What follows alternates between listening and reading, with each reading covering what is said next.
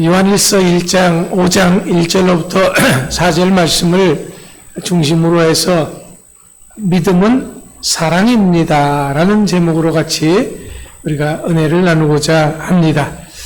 자, 우리 인생은 내가 원하든 원하지 않든지 매 순간이 선택의 연속입니다. 그런데 우리가 어떤 선택의 기로에 놓였을 때 무엇을 선택하게 됩니까? 그 선택의 기준이 뭘까요? 그것은 그 무엇보다도 우리는 내가 사랑하는 쪽을 택하게 되어 있습니다. 뭔가를 선택할 때 내가 사랑하는 쪽. 인생의 모든 일들이 다 그렇듯이 내가 사랑하고 내가 좋아하는 그쪽을 선택하게 되어 있죠. 그렇게 하라고 해서가 아니라 자동적으로 그렇게 선택하게 되어 있습니다. 이것은 우리 믿음의 사람들도 마찬가지죠. 예수님이냐, 세상이냐, 육이냐, 영이냐, 천국이냐, 지옥이냐, 그러한 선택의 기로에 선다면 우린 반드시 내가 더 좋아하고 내가 더 사랑하는 쪽을 선택하게 되어 있습니다. 만약 우리가 하나님과 사람이 대립되었을 때, 하나님과 물질이 대립되었을 때 무엇을 선택할까요? 얼른 여러분들은 나는 하나님을 선택하지요 라고 대답할 수 있습니다. 하지만 우리는 사람을 더 사랑하면 사람을 선택하게 되어 있고요. 물질을 더 좋아하면, 물질을 더 사랑하면 물질을 선택하게 되어 있습니다. 이것은 우리가 세상을 살아가는 동안 어쩔 수 없는 선택이죠. 자, 예수님이 세상에 계실 때 사람들을 보십시오.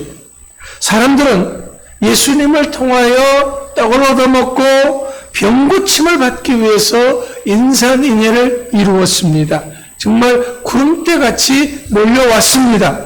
그러나 예수님이 십자가 지고 골고다 언덕에 올라가실 때 이들은 어떻게 했습니까? 병고침 받은 자들 다 도망갔습니다. 아니, 그 사람들이 오히려 예수님을 십자가에 못 박으라고 말했던 사람들일 수 있습니다. 오병이어의 기적을 베풀었던 그때 배불리 먹었던 그 사람들이 그저 예수님에게 등을 돌린 것이 아니라 예수님을 십자가에 못 박으라고 소리쳤을 수도 있습니다. 예수님의 형제들마저 도망갔습니다.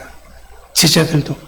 심지어는요, 다른 사람들은 다 그렇다고 할지라도 나만은 결코 호언장담했던 큰 소리 치던 베드로까지도 다 도망갔습니다. 예수님을 모른다고 저주하며 맹세하며 3번씩이나 부인했습니다. 하지만 이렇게 도망가는 사람이 있는가 하면은, 뒤돌아서는 사람이 있는가 하면은, 배반하는 사람이 있는가 하면은 정반대로 골고다 언덕까지 끝까지 따라간 사람도 있습니다. 여러 사람이 있습니다.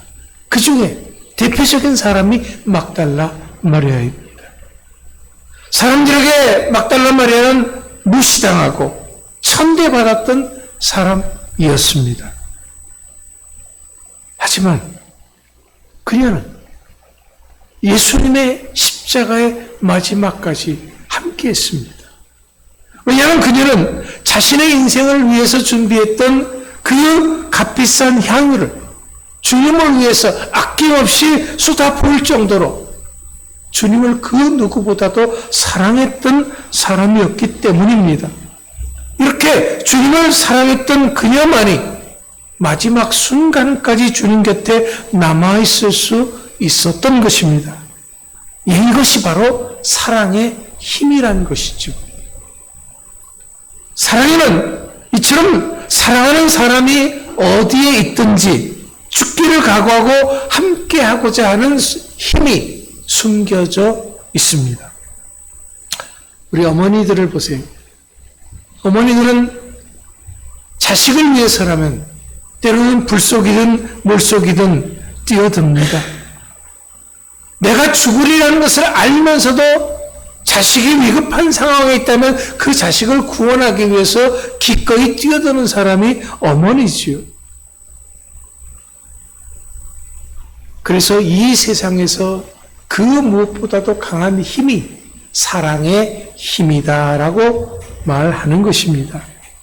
여러분, 우리들도 반드시 언젠가는 선택의 순간이 찾아올 것입니다.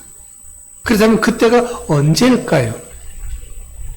물론 우리가 삶을 살아가면서 매 순간이 삶의 선택의 연속이죠. 자, 오늘 주일이죠. 그럼 주일날 교회 가 말어. 우리가 선택을 하게 되어 있습니다. 여러분들은 그 선택의 귀로에 섰을 때 오늘은 주님 앞에 가는 날이야 하고 이쪽을 선택한 거죠.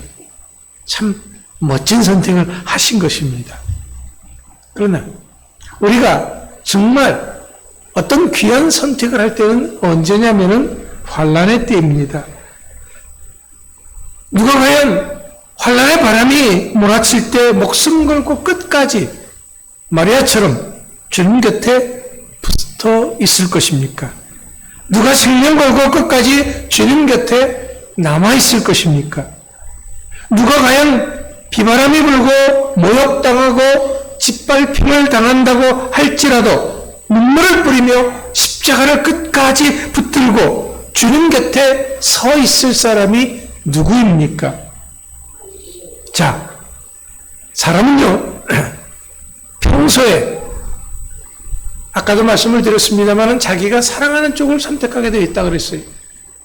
이런 환난 가운데서도 내가 주님을 선택할 수 있다면 그 사람은 평소에 주님을 사랑했던 사람이고 평소에 주님께 헌신했던 사람입니다. 왜냐하면 사람은 반드시 어떤 결정적인 순간에 선택을 할 때 평소 하던 대로 하게 되기 때문에 그렇습니다. 우리가 대단한 결단을 가지고 선택하는 것이 아니라 사람은요, 평소 하던 대로 선택하는 거예요. 왜 우리가 끊임없이 운동을 할 때도 연습을 합니까? 그것은 평소 하던 대로 하기 위해서 그러는 것이죠. 아무리 뭘 잘하는 사람이라도 평소에 연습을 안 하면은 어떤 결정적인 순간에 그렇게 어떤 아름다운 결단을 못 내리는 거죠. 주님을 향한 그 사랑이 진짜인지 가짜인지 어떻게 구분합니까? 바로 이런 선택의 기로에 섰을 때 주님을 선택하는 사람입니다.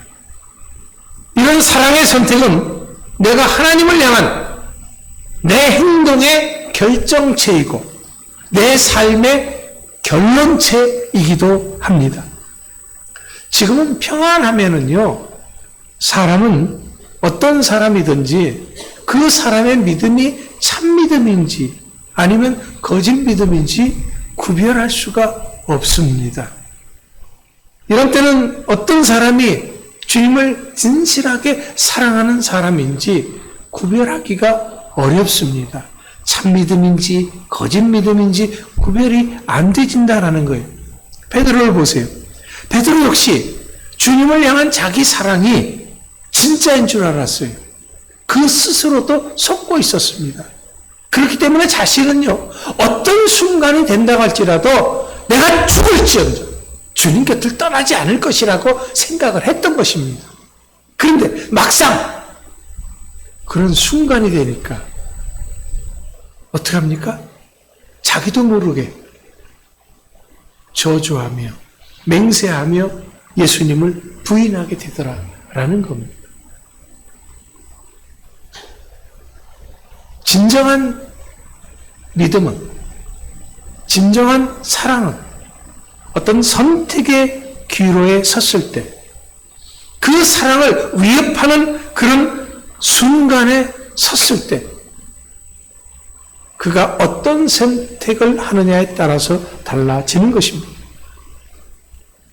오늘 여러분들 항상 믿음 가운데 서 있어서 이런 선택의 기로에 섰을 때 주님을 선택하고 주님을 사랑할 수 있는 여러분들 되시기 바랍니다. 여러분, 그렇다면 왜 우리가 주님을 사랑해야 할까요? 그것은 하나님을 사랑하지 않는 것이 죄다라는 거예요. 우리는 성경을 통해서 많은 것을 배울 때 생각하기를 하지 말라는 것을 하는 것을 죄라고 생각을 합니다. 하지만 하라고 하는 것을 안 하는 것도 죄라고는 잘 생각을 안 하더라라는 겁니다. 분명 우리가 주님을 사랑해야 하는 것은요, 하나님의 명령입니다. 그렇기 때문에 사랑하지 않는 것은, 주님을 사랑하지 않는 것은 하나님의 명령에 불순종하는 것입니다. 불순종은 곧 죄이기 때문에 사랑하지 않는 것도 죄가 되는 것입니다. 요한계시록 2장에 보면은요, 아시아의 7교회가 등장을 합니다. 그런데 그 7교회 중에서 제일 먼저 등장하는 교회가 어떤 교회냐면 에베소 교회예요. 자, 이 에베소 교회는 어떤 교회였습니까? 에베소 교회는 아주 믿음이 든든한 교회였어요. 환난 중에 인내한 교회였고 악한 자들을 결코 용납하지 않는 그런 담대한 투사 같은 믿음의 교회였습니다. 부지런한 교회였습니다. 주 이름을 위해 핍박을 잘 참고 견딘 아주 훌륭한 믿음의 교회였습니다. 그리고 무엇보다도 진리로 무장되어 있었기 때문에 어떤 이단이라고 할지라도 그 이단들을 잘 골라낸 그런 아주 멋진 교회였습니다. 우리가 보기에는요, 이런 교회라고 하면 정말 나무랄 것 하나 없는 완벽한 교회일 것입니다. 하지만 우리 주님 보시기에는 한 가지, 많은 것도 아니라 딱 한 가지가 부족한 것이 있었습니다. 책망할 것이 있었습니다. 그것이 뭡니까? 요한계시록 2장 4절에 보면은 이 에베소 교회는 다른 거는 다 잘했는데 한 가지, 그게 뭐냐면은 첫사랑을 버렸다라고 말하고 있습니다. 주님에 대한 그 첫사랑을 버렸다라는 거예요. 그렇다면 이 첫사랑이라고 하는 것이 어떤 사랑입니까? 그것은 가장 아름답고 순수한 사랑입니다. 사랑하기 까닭에 이것저것 따지지 않는 사랑입니다. 자기의 이익을 추구하는 것이 아니라 오직 사랑하는 사람만을 생각하는 사랑입니다. 이 사랑은 죽을둥살둥하는 그런 사랑, 어딜 가도 생각나고 잠시라도 떨어져 있으면 숨 막힐 것 같은 그런 사랑, 이런 사랑이 첫사랑이죠. 에이, 몰라요. 첫사랑을 안 해보셨나요? 이런 숨 막히는 사랑을 안 해보셨나요? 어이, 참, 그러면 제가 뭐라고 말할 수가 없지요. 그런데 에베소 교회는요, 이런 첫사랑을 버렸다라는 겁니다. 모든 것을 완벽하게 구비했던 훌륭한 에베소 교회가 첫사랑을 버렸다고 책망받았습니다. 그렇다고 해서 당시 이 에베소 교회가 사랑이 없는 아주 냉랭한 그런 교회였느냐? 그건 아닙니다. 사랑이 있기는 있었지만은 첫사랑과 같은 죽을둥살둥하는 순수하고 열정적인 사랑이 없었다라는 거지요.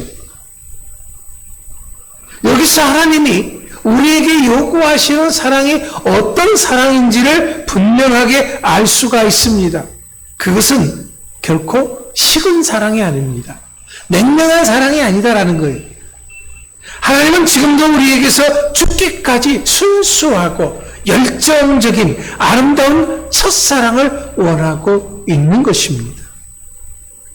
사랑하는 성도 여러분, 우리 주님은 사랑 없는 것을 죄라고 말씀하십니다. 그럼 이렇게 훌륭한 믿음의 예배석 교회를 그 사랑이 없다고 책망하셨던 주님이라고 한다면 오늘 우리들도 책망할 것은 자명한 것입니다.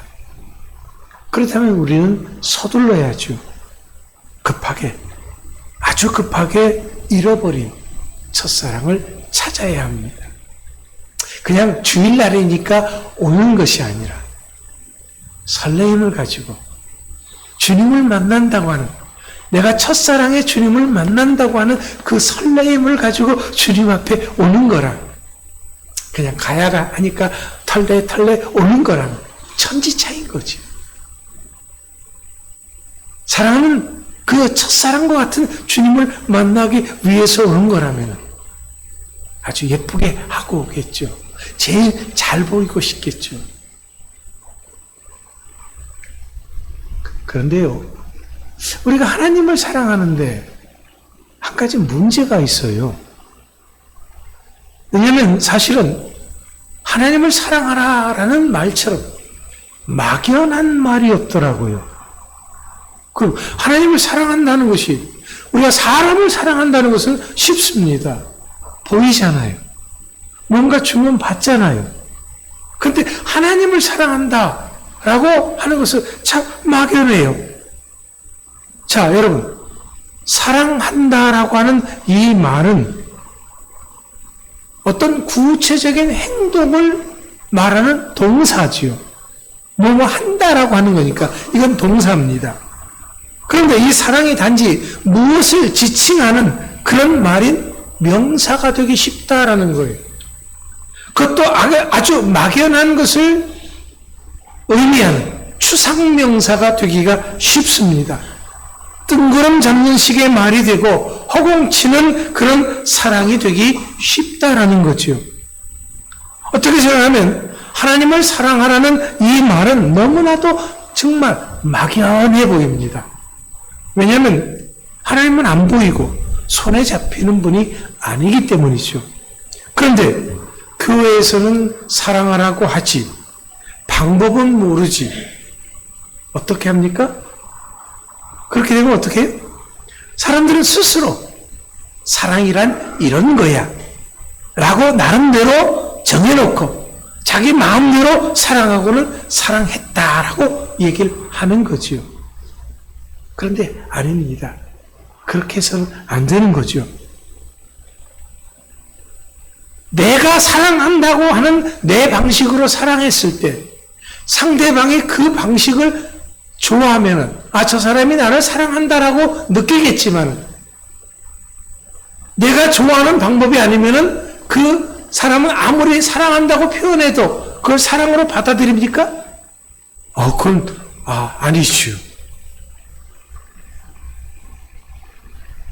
그러면은 우리가 하나님을 사랑하는 구체적인 방법이 뭘까요? 내가 사랑하고 싶은 대로가 아닌 하나님이 지시하시는 대로, 하나님이 가르쳐 주시는 대로 우리는 사랑해야 하는 것입니다. 그럼 어떻게, 정말 구체적으로 어떻게 하는 것이 하나님을 사랑하는 것일까요? 그것은 가장 먼저는요, 주의 계명을 지키는 것이 하나님을 사랑하는 것입니다. 3절 말씀에 보면은 하나님을 사랑하는 것은 이것이니 우리가 그의 계명들을 지키는 것이라. 그의 계명들은 무거운 것이 아니로다. 네. 제 아무리 하나님을 사랑한다고 수백 번, 수천 번 고백한다고 할지라도 하나님의 말씀을 지키지 않는 사람은 하나님을 사랑하는 것이라 할 수 없습니다. 반드시 우리가 알아야 할 것은 하나님의 기준은 사람의 말과 생각이 아니다라는 것입니다. 하나님은 하나님의 말씀을 얼마나 지키느냐를 하나님을 얼마나 사랑하느냐로 인정하시는 것입니다. 하나님의 말씀을 지키는 분량에 따라서 하나님을 사랑하는 분량이 정해지는 것이죠. 그만큼 인정하시는 것이죠. 그렇기 때문에 사랑의 증거는 말씀의 증거가 되는 것입니다. 말씀의 순종이 되는 것이죠. 그런데 이 말씀 순종은 결코 무거운 것이 아니다. 힘들고 우리가 못할 것이 아니다라는 거예요. 하나님의 말씀에 순종하는 것이 우리가 못할 것을, 어려운 것을, 힘든 것을 하나님께서 하라고 하는 것이 아니다라는 거예요. 여러분, 사랑이 어려워서 못하겠어요 하는 분 계십니까? 그러면 한 사람도 가정을 이룰 사람이 없는 거지요. 사랑은요, 어려운 것이 아니라 어떻게 보면은 내가 좋아하면은, 내가 사랑하면은 그 사랑은 자동적으로 솟아나는 것이죠. 자, 그렇기 때문에 사랑은 상대방이 기쁨으로 여기는 것을 해주고 싶어하는 속성을 가지고 있습니다. 상대가 기쁨으로 여긴다면은 자기를 희생해서라도 그 기뻐하는 것을 해주려고 하는 것이 사랑이다라는 거죠. 우리 부모가 자녀들을 사랑하고 또 그 자녀의 자녀인 손주를 사랑합니다. 자, 그러면 손주가 할아버지한테, 할머니한테 할아버지, 나 사랑하지요? 내가 너 사랑하지. 그럼 나 이거 좀 해줄 수 있어요? 하면은 안 해줍니까? 자, 여러분, 빚을 내서 우리 부모님들이 해달라는 것을 해줍니까? 안 해줍니까? 빚을 내서 해주려고는 잘 안 하지요. 그런데 자식을, 아니, 손주를 위해서라면은 빚을 내서라도 해줍니까? 안 해줍니까? 그건 해주려고 해요. 왜? 그게 사랑이다라는 거예요. 근데요, 한 걸음 더 나아가서 더 깊은 사랑은 상대방이 원하지 않아도 내가 상대방에게 꼭 필요한 것 같다고 하면은 해주고 싶어 하는 것. 이게 사랑이다라는 거죠. 우리가 왜 이렇게 해야 하냐? 라면은요, 하나님이 먼저 우리를 사랑하셔서 우리가 요구하지 않았음에도 불구하고 스스로 독생자 예수 그리스도를 십자가에 내놓으셨다라는 거예요. 로마서 5장 8절에서 이렇게 얘기를 하고 있습니다. 우리가 아직 죄인 되었을 때 그리스도께서 우리를 위하여 죽으심으로 하나님께서 우리에 대한 자기의 사랑을 확증하셨느니라. 이처럼 하나님의 사랑은 미리 알아서 챙겨주신 그런 사랑이다라는 것입니다. 예수님께서도 단정하여 말씀하시기를 하나님을 사랑하는 것은 그의 계명을 지키는 것이다 라고 말씀하셨습니다. 요한복음 14장에 보면은요, 15절에서 너희가 나를 사랑하면 나의 계명을 지키라. 정말 우리가 주님을 사랑한다면 주의 말씀을 지켜야 한다라는 거죠. 21절에서는 나의 계명을 가지고 지키는 자라야 나를 사랑하는 자니, 예, 주의 말씀을 가지고 주의 말씀대로 사는 자가 주님을 사랑하는 자다라는 거죠. 23절에서는 사람이 나를 사랑하면 내 말을 지키리니, 우리가 주님을 사랑하면 당연히 주님의 말씀을 지켜야 하는 거죠.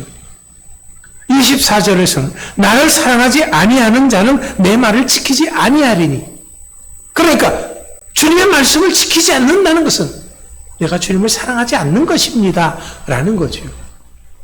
자, 여러분은 주님을 사랑하십니까? 그럼 주님의 말씀을 지키는 거죠. 당연한 거죠. 자, 주의를 지켜라, 11조로 해라, 전도로 해라. 여러분, 이런 요구는 결코 율법주의가 아닙니다. 이것은 단지 내가 주님을 사랑하고 있다고 하는 작은 증거입니다. 주님 사랑의 시작일 따름이다라는 거죠. 그렇다면 주님을 사랑한다고 하는 우리의 증거는 무엇입니까? 내가 주님을 사랑합니다 라고 하는 증거를 우리는 한 가지를 찾아야 되는데, 그것이 뭐냐면 형제를 사랑하는 것이다 라는 것이 곧 하나님을 사랑하는 것이래.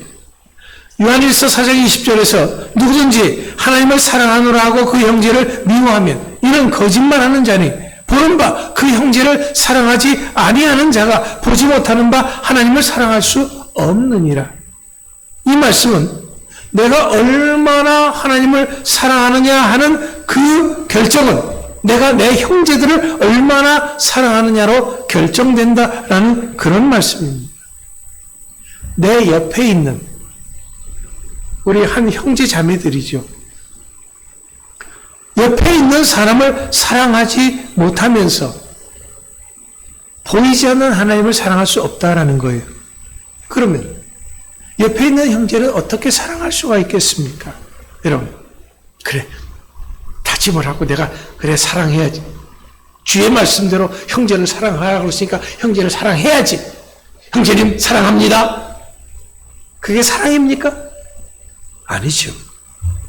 여러분, 사랑이라고 하는 것은요, 하늘에서 뚝 떨어지는 것이 아니더라는 거죠. 사랑도 자라야 하네. 그런데 사람은 사랑을 먹고 자란다고 하는 특성이 있습니다. 사랑하면 할수록 더 깊은 사랑을 하게 되고 더 사랑의 실력이 늘어난다라는 거죠. 사랑의 높이와 깊이와 넓이가 커진다라는 것입니다. 우리도 사람들은 사랑할 때 어떻게 사랑합니까? 그 사랑에 잘하는 것을 보면은요, 처음에는 사랑하는 사람을 사랑해요. 내 부모, 형제, 내 남편, 내 아내, 내 자식들. 내가 사랑해야 될 사람을 사랑하는 거지요. 그런데 그 사랑에 조금 더 잘하면 어떻습니까? 그것은 그 다음에는요, 내가 이웃이나 전혀 알지 못하는 또 어려운 사람, 그런 사람들을 사랑하게 되는 거예요. 즉, 사랑하지 않아도 될 사람을 사랑하는 거지요. 그 다음에는 마지막 최고의 사랑의 단계는 무엇입니까? 내가 사랑할 수 없는 그런 원수 같은 사람을 사랑하는 것이 바로 최고의 단계죠. 그러니까 원수를 사랑하기 위해서는요, 이러한 과정을 거친 사랑의 실력이 쌓여야 된다는 거예요.